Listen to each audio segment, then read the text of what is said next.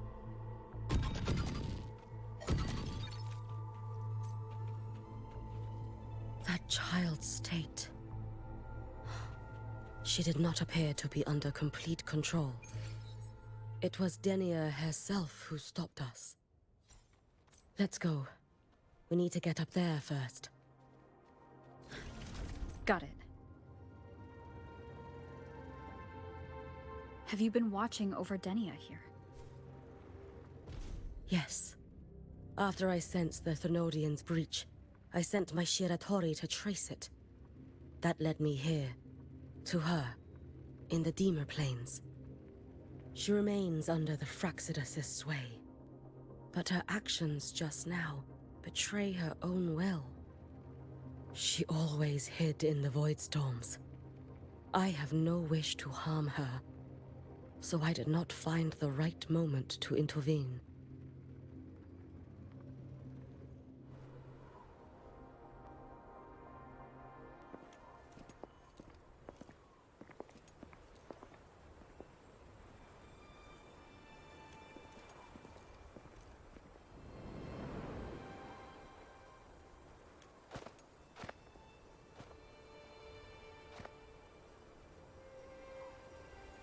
Wait here.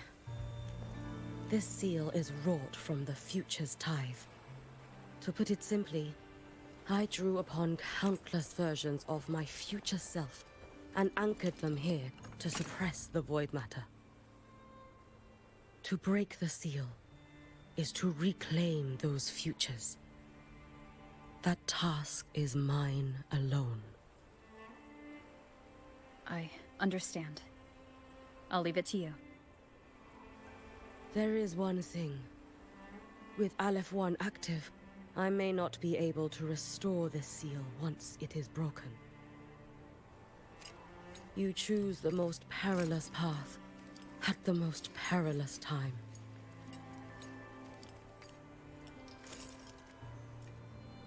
I know your strength. I know your history of victory.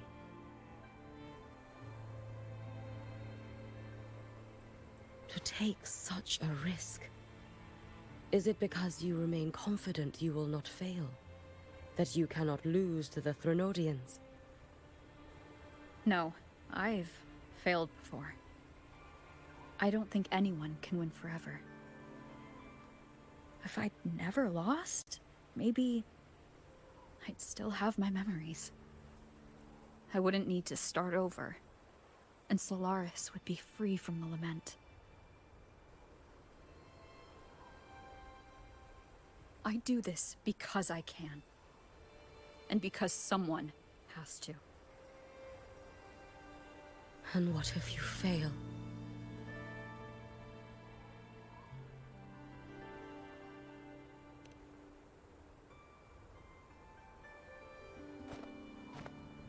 I meant, what becomes of you?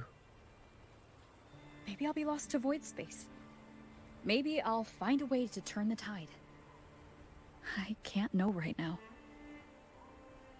But if I don't try, there's no way I'll ever know. What makes me scared isn't coming up short. It's the thought of not giving it my all. The cost of this attempt is steep, and you bear the weight of many. I expected more caution. To fail even once against a Thenodian is to invite apocalypse. Even knowing this, you would still go. Hiyuki? Lucilla told me you fought a Thenodian in Ashinohara for a long time. I don't know how you did it, but I can only imagine what it took to hold the line in a place already so destroyed. So, I'll ask you. Did you fight in Ashinohara because you were certain you would win? No. I was not.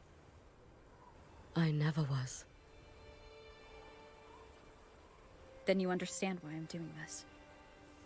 You would make the same choice in my place. I see. I will attend to the seal of flaming Sakura. It will not take long.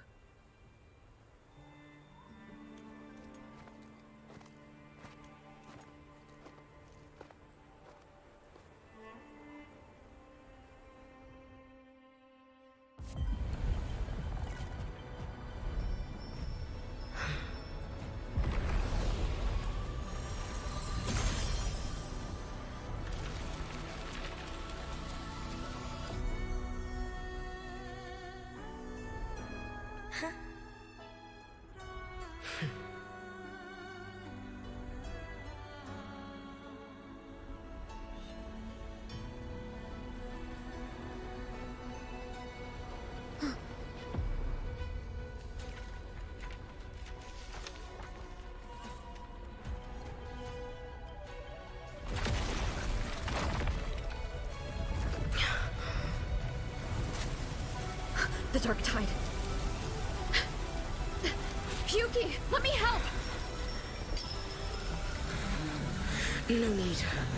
I must do this myself.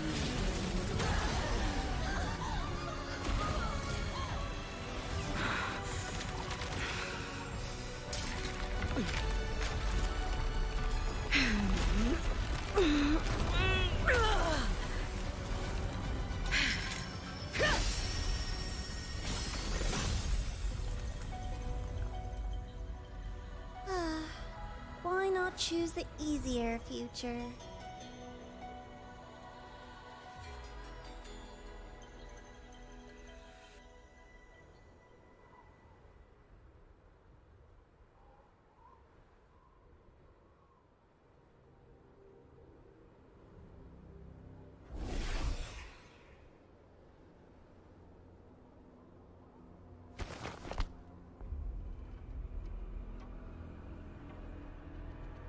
The girl. Oh, it's been a while, Miko of Flaming Sakura. And you as well, Rover. I burned my future as a Threnodian resonator. Your plan holds no meaning now. Every step in our dance has its purpose, Lady Miko. Our paths have crossed often, but in my design, this is our true introduction to each other. Because at last, I have a masterpiece, worthy of your attention. You infiltrated the collective for Denia and Hiyuki. You wanted Leviathan's power to merge them into one. Denia was always a Fractidus creation. She is honored to be used as intended. A creation? The Mia disappointment made me think. If I could just create a superior vessel, one refined by a Miko's spirit, perhaps it might bear the full might of a Threnodian's power. As for the outcome, you would know better than I, Lady Miko. Wordplay won't change your failure. Leave, you tedious avatar.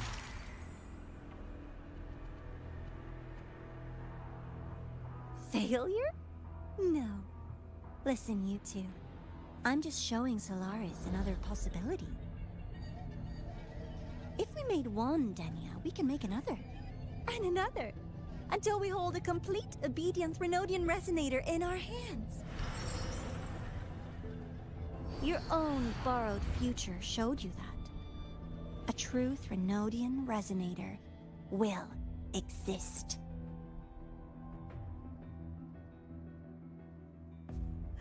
Help! Help me! All that desperate running on the wheel and you still came up short. I'll have to throw you away.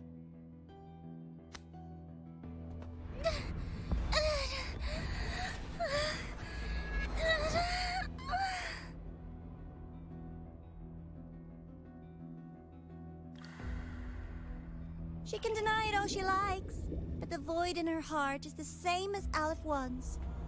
That emptiness, it will always pull her towards the Threnodian's power.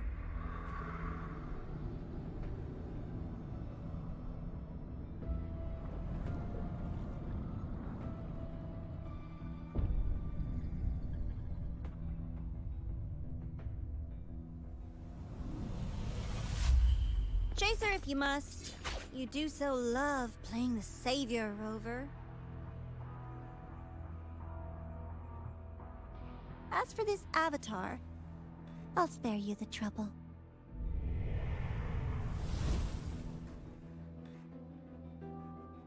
Wasting time on one of their avatars is pointless.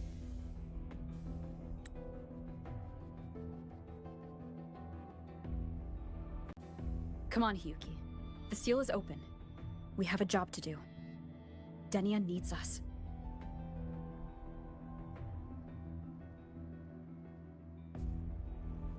If you wish, I can tell you about my history with the Fraxidus.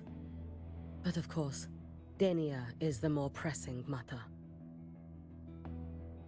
It's not hard to guess. The Grand Architect wanted your power as the Miko of Flaming Sakura, didn't they? But like you said, you burned that one future as a Threnodian Resonator. You can be done with them.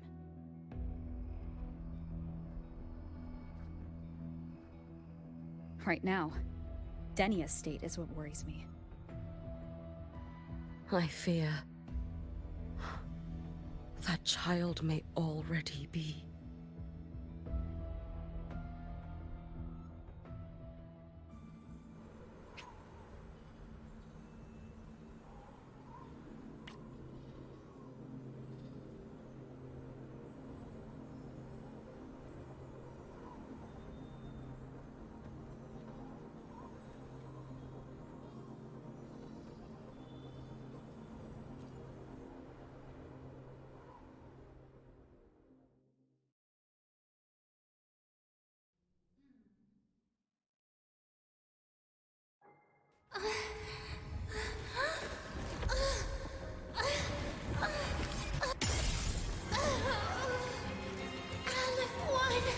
I curse you!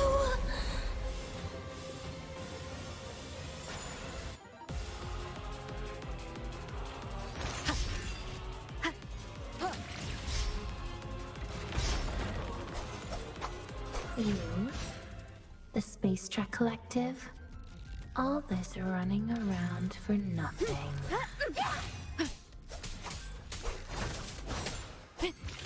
Tempest of slashes. Hopefully this helps.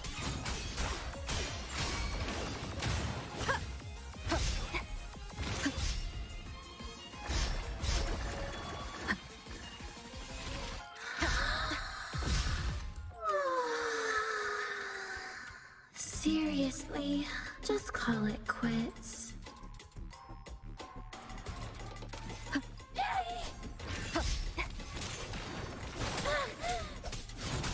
Hopefully this helps. Too late to escape. No chance. You should have run. Take your final dive into Naraka. No, here! Brittle smooth, fading blade.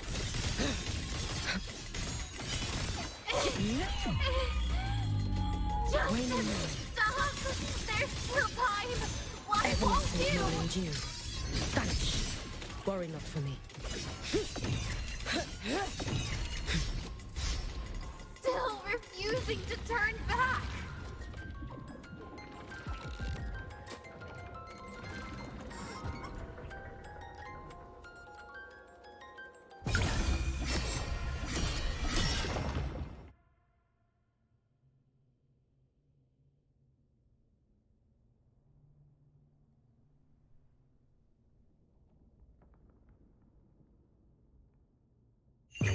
May the Sakura incinerate. Burn this self away.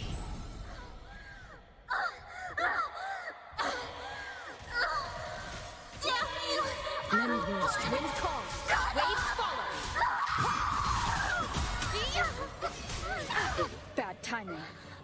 The wicked will face judgment. Hopefully this helps. I am the Tempest!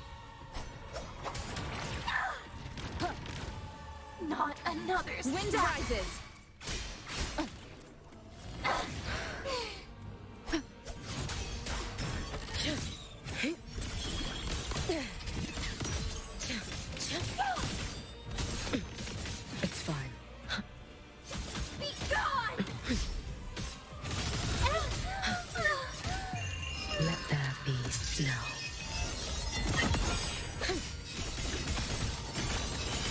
Brittle snow.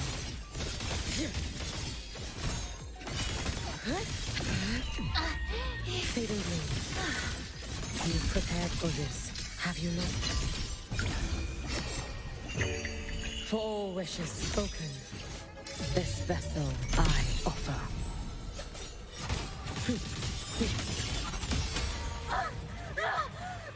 This is all pointless!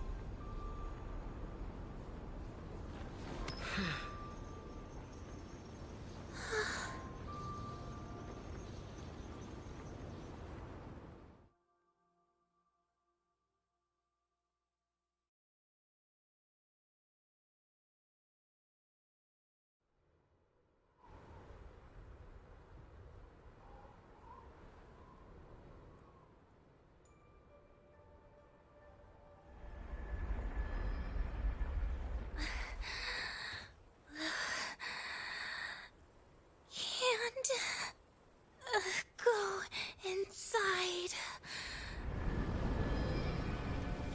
Rest now.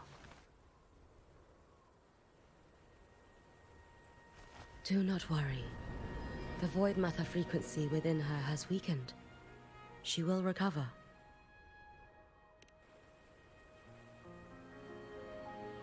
Forgive me, but I believe waiting for the void matter to spread would take too long. This will be faster. Allow me to handle this. There is not much time left in your deadline with Mr. Chase.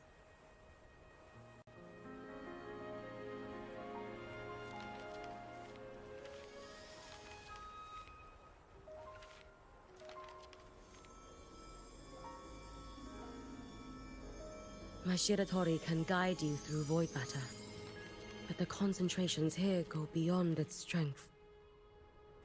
So I will draw upon a future where I learned to fully channel its power.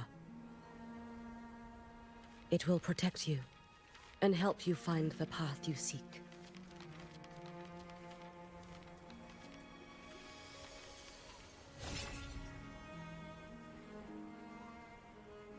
The rest is yours to face. Thank you, Hiyuki.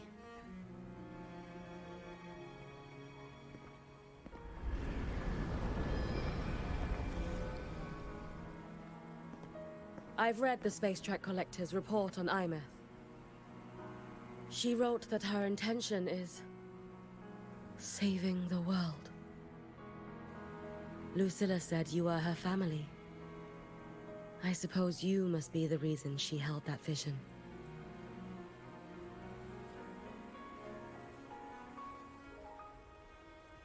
Do you regret it?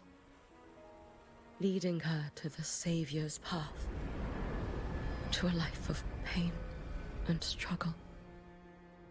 One must walk this path alone in order to protect.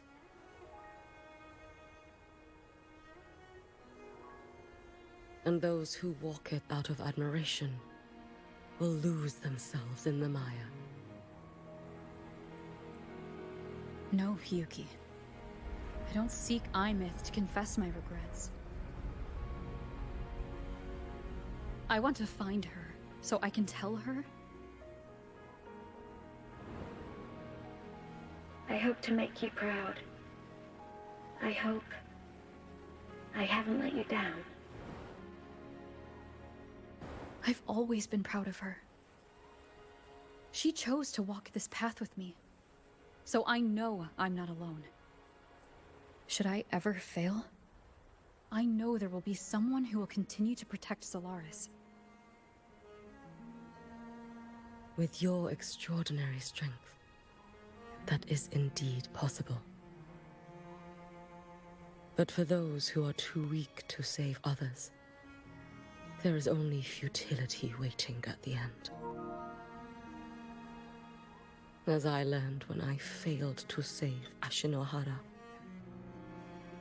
all I can do now is hold my Sutsu tightly to ensure that after Hiyuki, there will be no more Miko of Flaming Sakura. That is all that remains.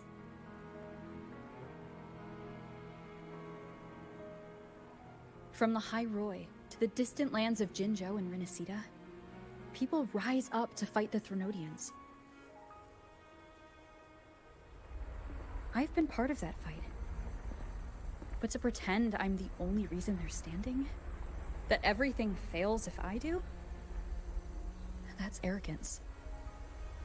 It's an insult to everyone else choosing to stand their ground.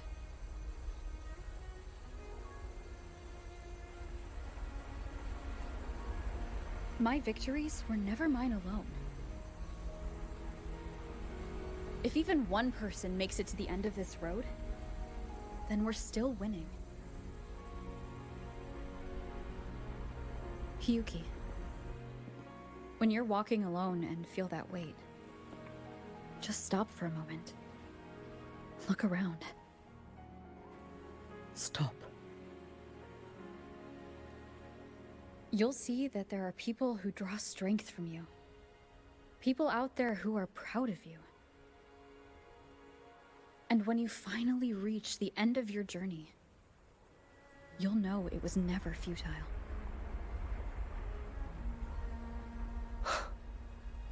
How enviably brilliant.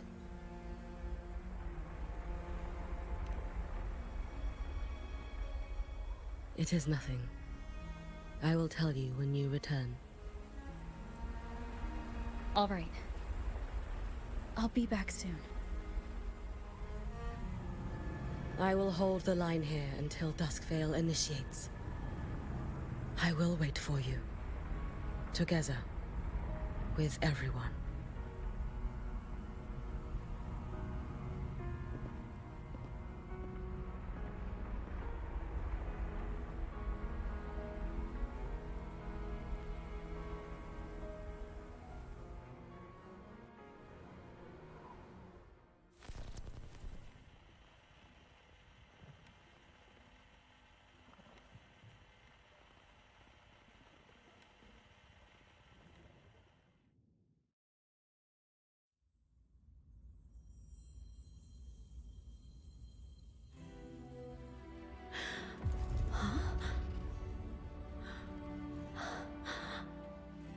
Exostrider?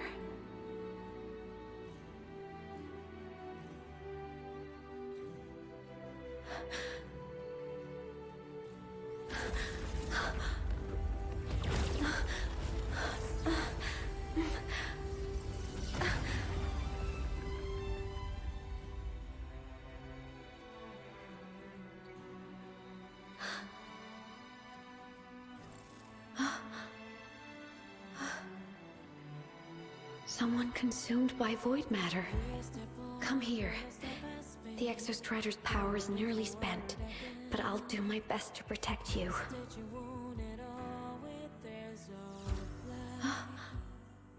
This frequency.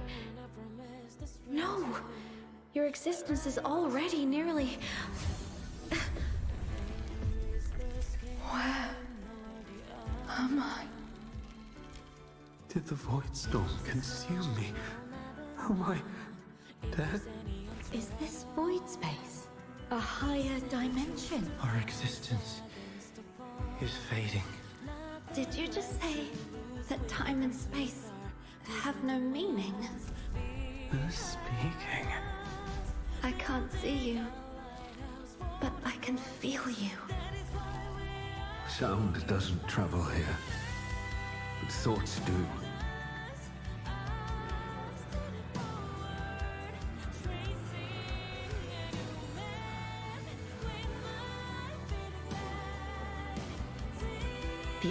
Strider? Why is the Exo Strider here? What happened? The light? What should we do?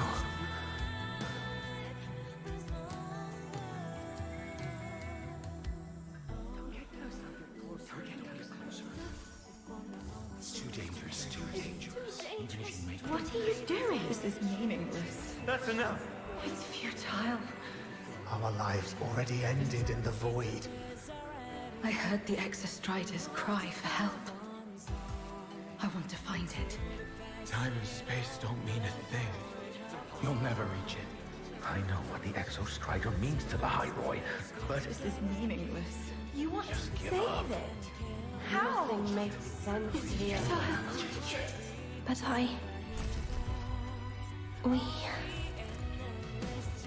We made it to the stars to reach for the unknown, didn't we?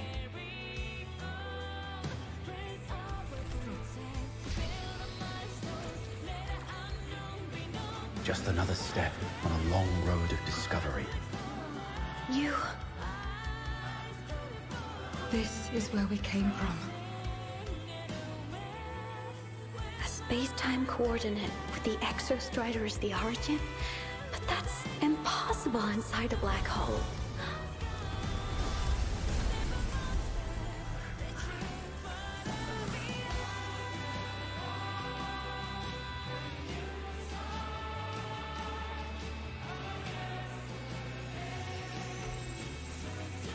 Now, we will mark the past with the future.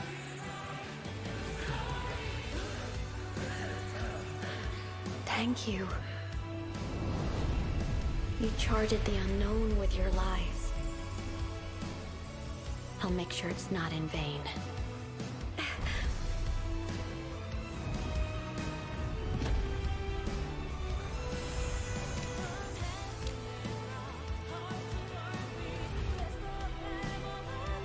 The light of the origin point. We will bear it.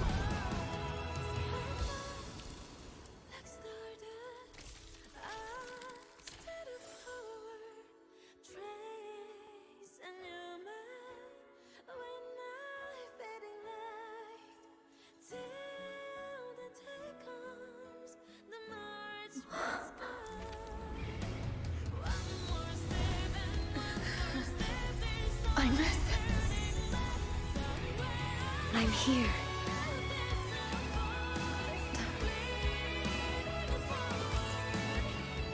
Imeth, can you bring the drive replica here? It's the heart they built for the Exostrider. Don't worry. This time, we'll save the world together. Okay. I'll bring you back humanity's hope. So, wait for me.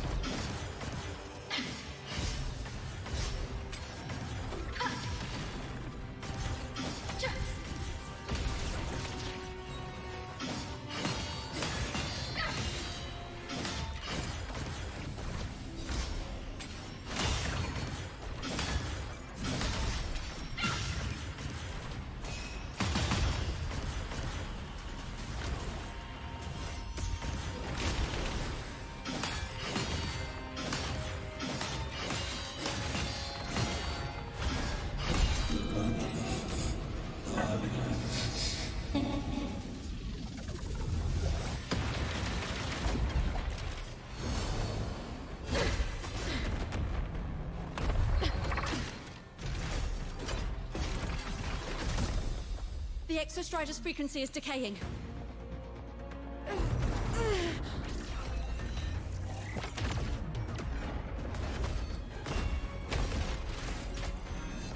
Its reading is about to flatline. Status on the drive replica. Almost ready. We just need the calibration data now.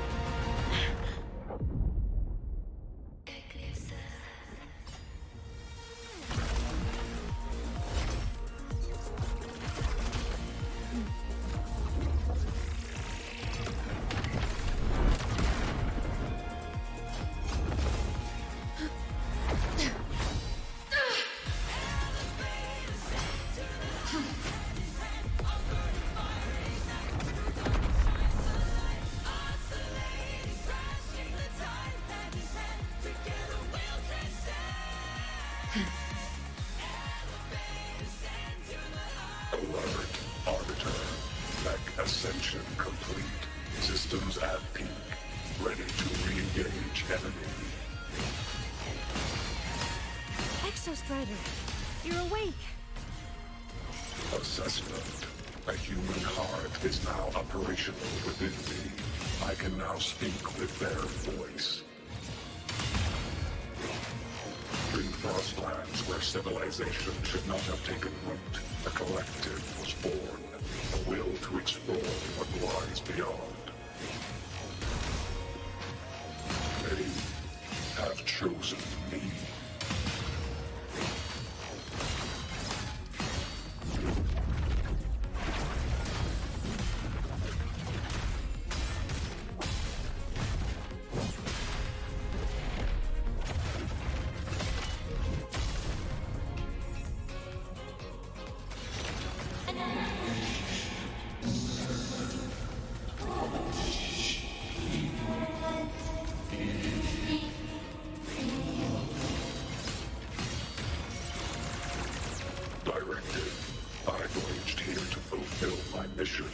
Life on this planet has the right to explore the vastness of the cosmos. You see the civilizations across the stars only as food to quiet your hunger. You cannot comprehend the will that drives them.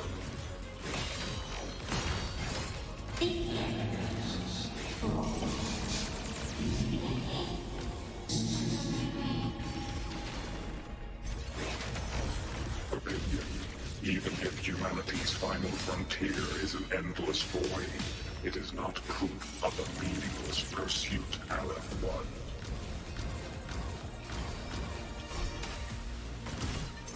Ranged module.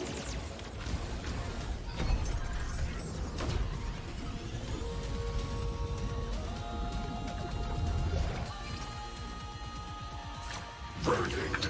Termination. Now comes the reckoning.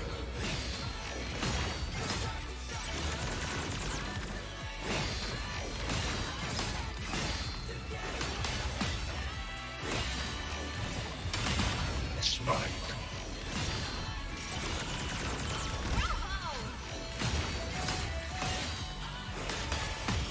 Full expansion.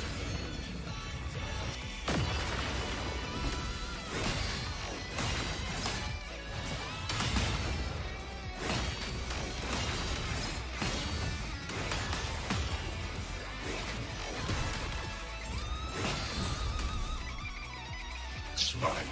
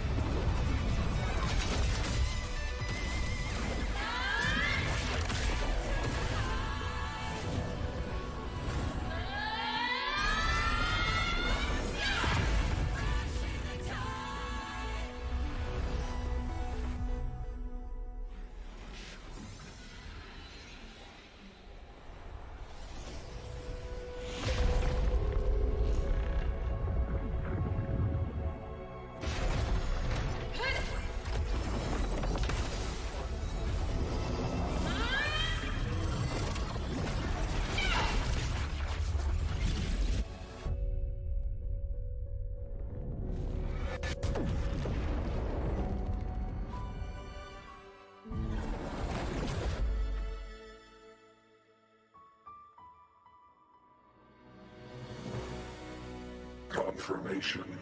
Battle concluded. Void matter responses within this sector have dissipated. But Threnodian LF-1 wasn't destroyed. Analysis. Resonator Imuth. Under current parameters, the permanent termination of Aleph-1 is impossible. Therefore, I exercised autonomous judgment and exiled it to the furthest reaches of this universe. Request. Arbiter, permission to remain. Before your final judgment, allow me to submit a log of my experience in Lahai-Roi. Log retrieval. On multiple return transits, I was detected by Aleph-1. It pursued me, its objective to enter Solaris through the Strider Gate. It attacked. I fell. But Resonator Imuth answered me with her power, and I was able to banish a part of Aleph-1. I should have initiated a full system seal to await repairs, but I saw countless pairs of terrified eyes. Discovery. The Roya in the Frostlands stood helpless before the Threnodians' void matter calamity. I saw panic and dread. Following the protocols shared with the Sentinels, I extracted my reactor drive and encased it deep within the ice. Then I powered down to slumber. Exception. A momentary reactivation occurred. Resonator Imuth resonated with me a second time. She required my power to mend the Strider Gate rift. I complied. That was when I became a digital ghost. But was that the second time we resonated? Or the first? Initial assessment. Upon reactivation, standard procedure was to request your retreat. Direct engagement with Aleph-1 was a tactical irrationality. But the human heart granted me a voice. The will of this civilization gave me the strength to stand with you. Component analysis. This drive replica forged by humans is crude and fragile compared to my original drive. I can feel each one of its pulse cycles, violent, eroding itself with every beat. The shrill, grating friction of wear. This is the first time I have ever heard myself. A heartbeat bestowed upon me by them. With this heart installed, I have acquired capabilities previously undocumented outside the Sentinel Mech series. Projection. Given Threnodian Aleph-1's abilities, we must assume it retains the capacity to return. Once the Strider Gate is fully sealed, I will remain on this side as its guardian. I will bar its re-entry into Solaris. Request. Arbiter, I was born from humanity's hope. Please permit me to remain here and protect them until this heart ceases to beat. Query. Resonator Imuth, are you willing to accept a portion of my power? When I first arrived in Lahai-Roi, your assistance allowed me to seal the Threnodian beyond the Strider Gate. Your current state is a consequence for which I bear responsibility. While I slumbered, you safeguarded Lahai-Roi in my stead. Now, the death that once drew near has been severed. Henceforth, your companion will be an enduring life. Summary: I am experiencing the state defined as guilt. Oh, Exostrider, you're really wearing your heart on your sleeve, aren't you? But hey, I chose this path myself. Made my peace where it ends a long time ago. As for your question, this savior's got a career to uphold. Gotta level up if I'm gonna keep kicking bad guy butt, right? So your power? Hell yeah, I'll take it. Authorization. Resonator Imuth's agreement confirmed. Synchronization limit removed. Commencing resonance. Suggestion. Don't you dare feel guilty. Thank you for living up to my hopes. So, let's make our goodbye a happy one, okay? Detection. Arbiter, you have brought your cassette. Proposal. Please allow me to take it. I wish to burn a frequency onto the tape for you to return to Lahai-Roi. Briefing. While traversing the stars at high velocity, my trajectory once intersected with a slow-moving probe. Its hull was marked with Solaris script.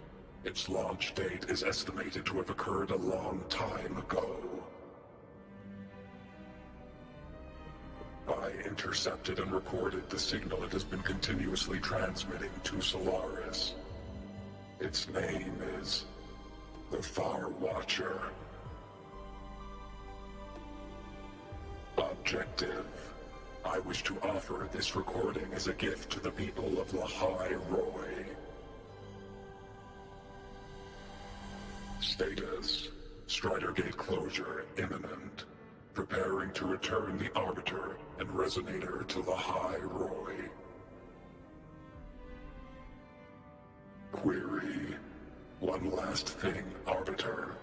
Will you permit me to alter my designation to bear the name Lahai-Roi?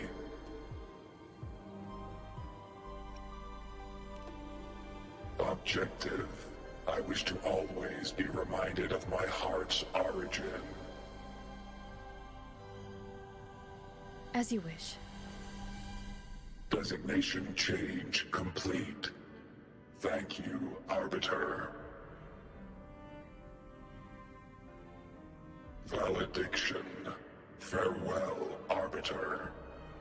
Please deliver my temporary goodbye to the people who forged this heart. Prediction. We will meet again in the boundless sea of stars.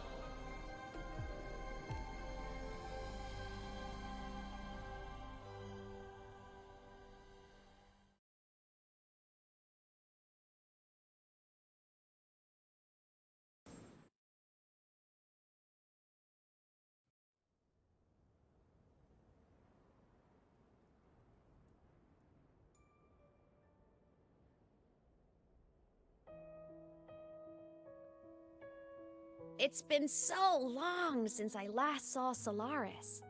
Feels weirdly nostalgic. Now that Aleph 1's been kicked to the cosmic curb, Lahai-Roi can finally breathe easy. I was gonna say we saved the world this time, but honestly, it was the explorers who fell into the void matter. They're the ones who mapped that data on me and the Exostrider inside the Threnodian's black hole. All I did was burn their findings onto a cassette for you. And it was the people of Lahai-Roi who decoded the cassette and forged the drive replica. That's what let the Exostrider finally cast the Threnodian out. So, this wasn't a story about heroes saving the world. It was the world saving its heroes, right? Yes. And now, we're home.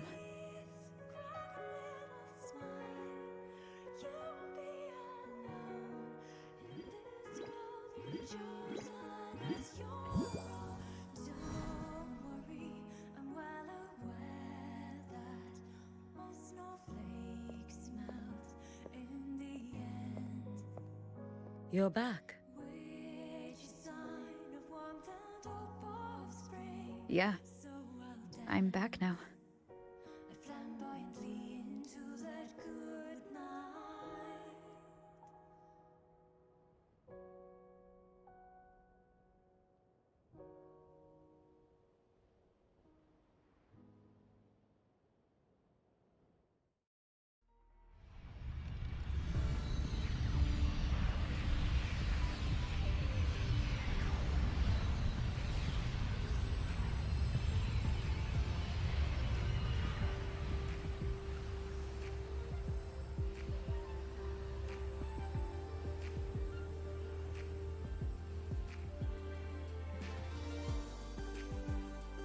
During LF1's recent activity, impact was successfully contained to the Dema planes.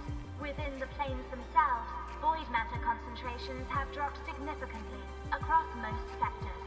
Monitoring data from the Space Trek Collective confirms that Threnodian markers within the region of Lahai-Roi have now fallen to near zero levels. Exostrider activity has fully ceased. However, related research into its technology will continue. Mech units deployed by Startorch Academy have successfully neutralized all anomalous constructs activated by the Threnodian across Lahai-Roi. The experience gained through this mission will carry forward. In Beata Woods, the area closest to the Threnodian's attempted breach, partial structural damage has been confirmed. Overall, the situation remains well within control. As void matter levels continue to drop, the Roya will regain access to a broader and more stable range of territory.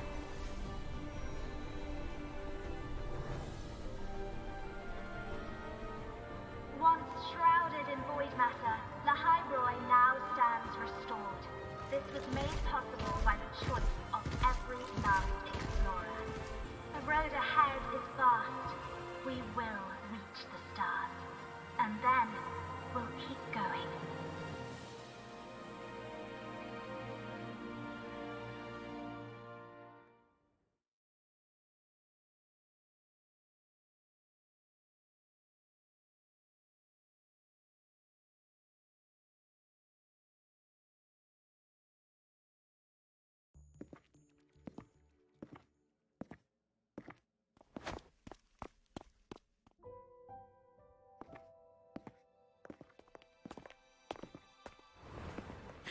You made it! Turns out, decoding what the Exostrider burned into your cassette was way tougher than the Institute thought. They only just finished today. Over here! Everyone's waiting for you.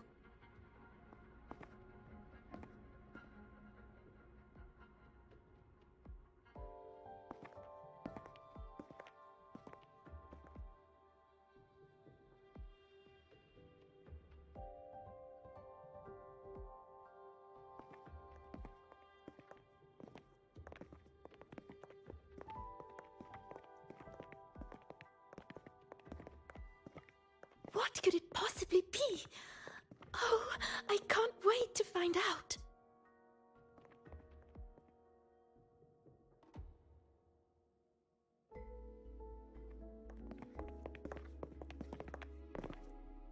The Far Watcher.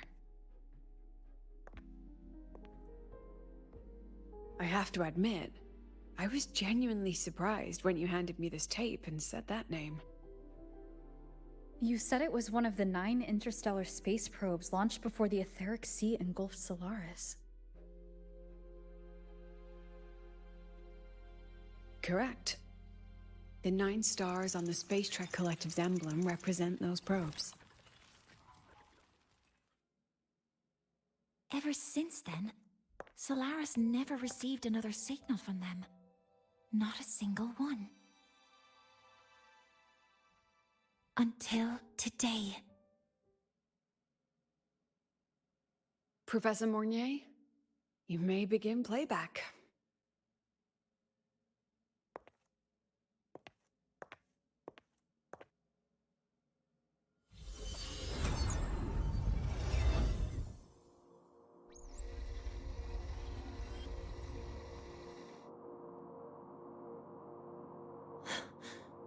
This sounds like white noise. Judging by the cassette's data, they're sounds the Far Watcher recorded while drifting through different galaxies. Sounds that have been lost to us for centuries. Silenced by the etheric sea. So that's why the Exostrider wanted to give these recordings to the explorers of Lahai-Roi today. Because this is a gift from light years away, sent by the explorers of Lahai-Roi's past.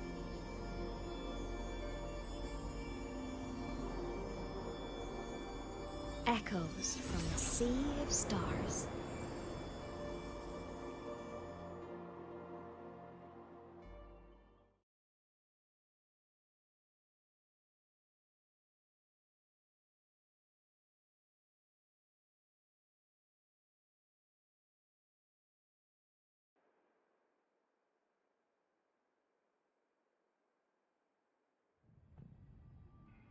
The Space Trek Collective has taken in that Denia girl, just as you wished, Grand Architect.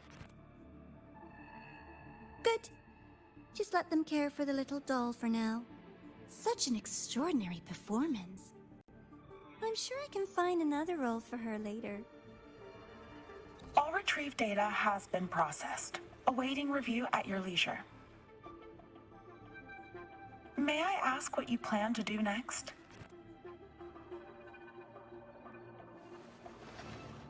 Plans are progressing everywhere, it seems. I've dallied in Lahai-Roi long enough. Time to stretch my legs. Cristoforo, be a dear and run a message to Eris and the new Federation for me. Understood. Though I suspect the Vice Architect will begrudge once more your sending me to disturb their precious quiet. Oh, and will you require me to draft a prologue for your characters? No need. I'll pay for Lova a visit myself first. That will be all for now. This body tires so easily. Remember to give her a silent ending. Grand Architect, with this phase of verification complete and full production proceeding, do we still have use for that Miko? That won't be necessary. Her future as a Threnodian resonator has been taken. She no longer requires our attention. Besides, she's failed one too many times. Drawn one too many futures from herself, and she still insists on walking the path of saving Ashinohara alone with no intention of stopping.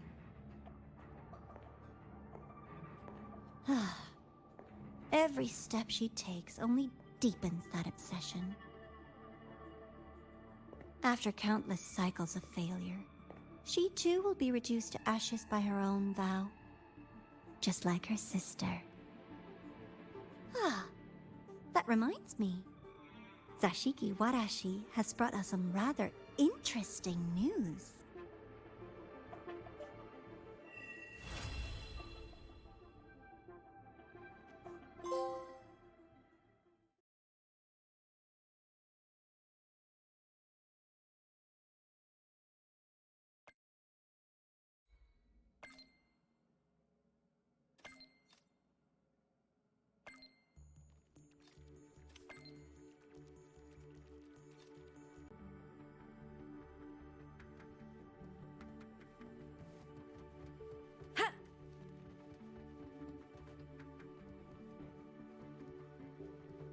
Roving among the stars.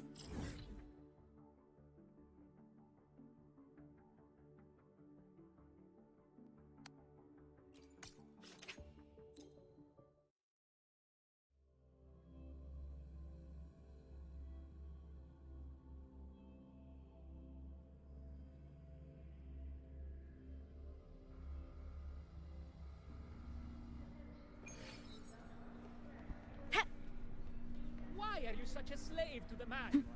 Be bold! First, no quick thrills. Second,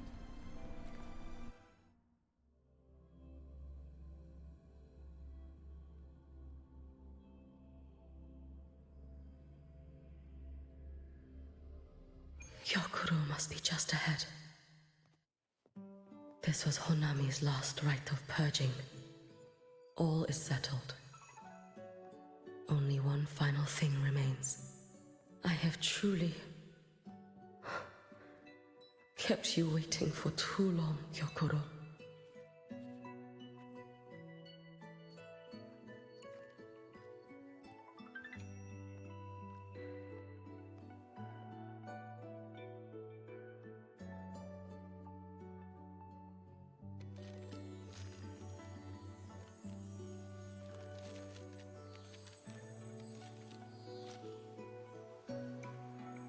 Finally came to see me.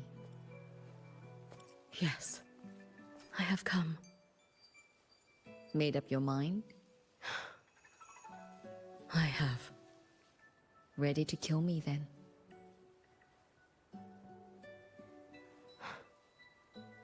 Yes. Oh, has my little Hiyuki grown so confident that she can best me without even drawing her blade? Now, don't forget who taught the Miko of Eternal Flaming Sakura. Can't show a little respect to your elder? You call what you did to me teaching, Hyokuro?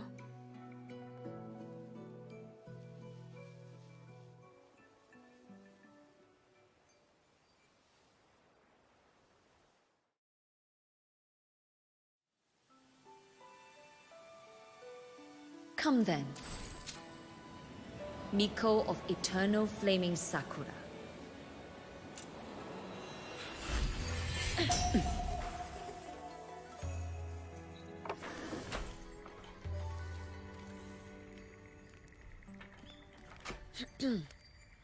Calm yourself.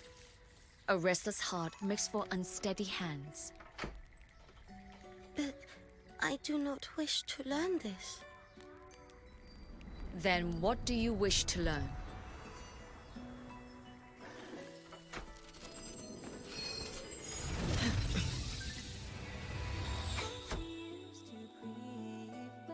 This girl will become a great archer. No, look at her hands. They are swordsman's hands.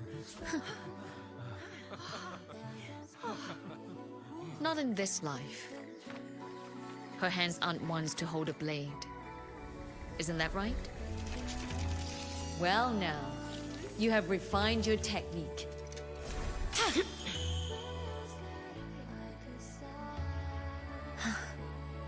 Hiyuki, do not let the Sutsu bind your fate. Go seek a future of your own.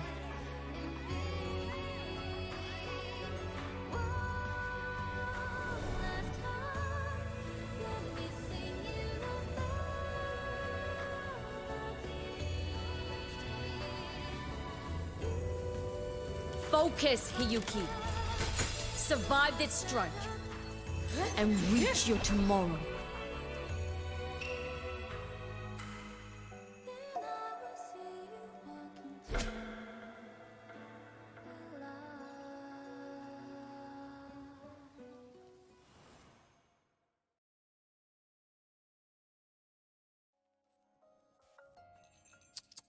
You have mastered many skills from others, but have yet to master the blade work of your own flaming Sakura clan. The last Miko withheld too much. She refused to teach me a single technique. Do you resent her?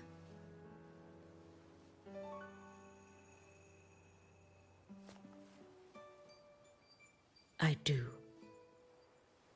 Even now? Every moment.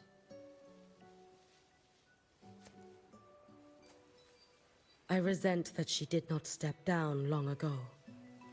Instead, she burned every future she had and left nothing behind. Not even ashes.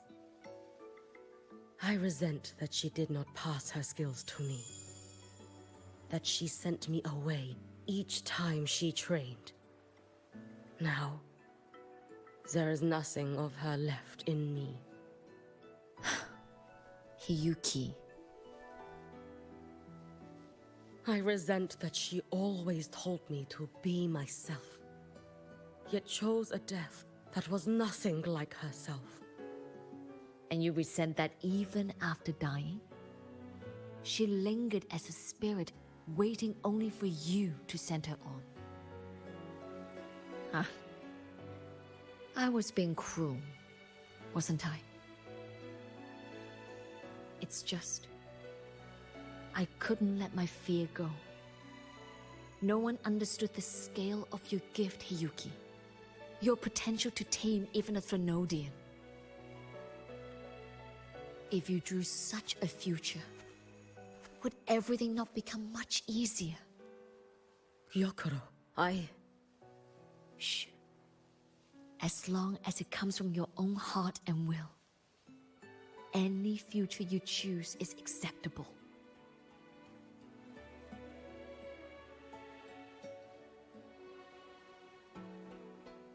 But if our little Hiyuki truly became a Threnodian resonator, well, I'd have no choice but to follow family law and send us both on our way. I have already burned that future.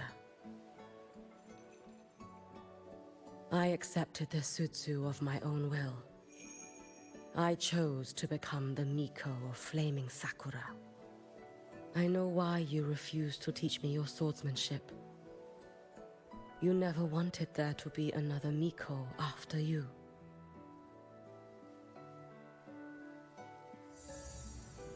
I will fulfill that wish, sister. After Hiyuki, there will be no more Mikos of Flaming Sakura. The Miko of Eternal Flaming Sakura. That is a heavy title to bear. It is. The future ahead is long. Very, very long. I know. Through the Sutsu, we draw strength from countless possible futures. But each time you do, you see yourself draw closer to Miko's destined end. A future burned to cinders, leaving nothing behind.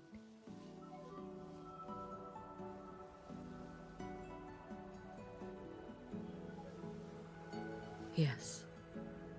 And before that destined end arrives, I will find a way to drive back the Threnodian. So that Gyokuro may simply be Gyokuro. So that Hiyuki may simply be Hiyuki. So that Ashinohara will no longer need a Miko of Flaming Sakura. You have grown up, a little Hiyuki.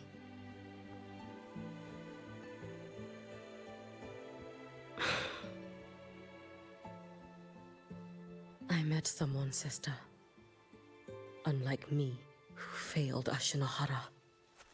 She always finds a way to save. That must be difficult for you to bear, little Hiyuki. Yes. At first, it was. Hearing tales of her exploits, I felt a deep admiration. No, perhaps it was closer to jealousy. I thought, if only I possessed her strength, then my days would not be filled with regret. Ashinohara would be saved. And I, in the peace that followed, could have lived an ordinary life. But upon meeting her, I came to understand. Even a great savior carries many pains and failures. And the path of a savior is walked not alone, but alongside countless others. Gyokuro, Yes? I have always admired you as the Miko of flaming Sakura. And I have always held you in the highest honor. Even if one day I am burned to ashes, because of you, because of her, because they all exist, I am never truly alone.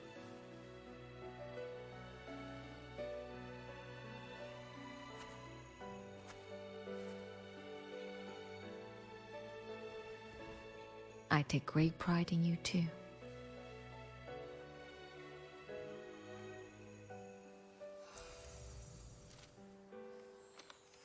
Go on, Shiratori. Fly to where your heart desires.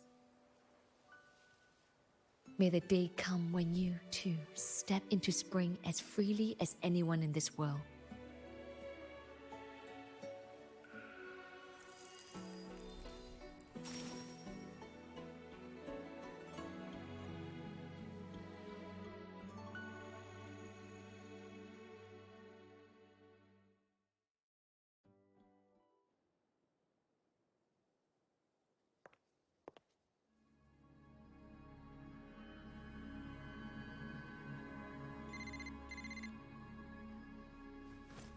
Greetings, Miko of Flaming Sakura. You.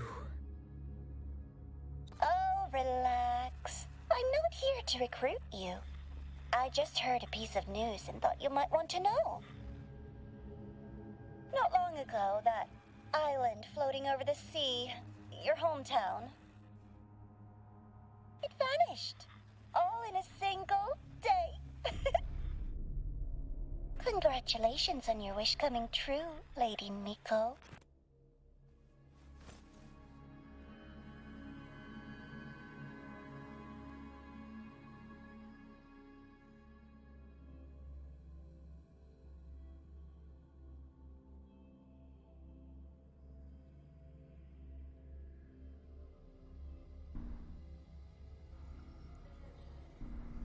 So, about your paper. About your paper. Well, how do I put this gently? It's not exactly going to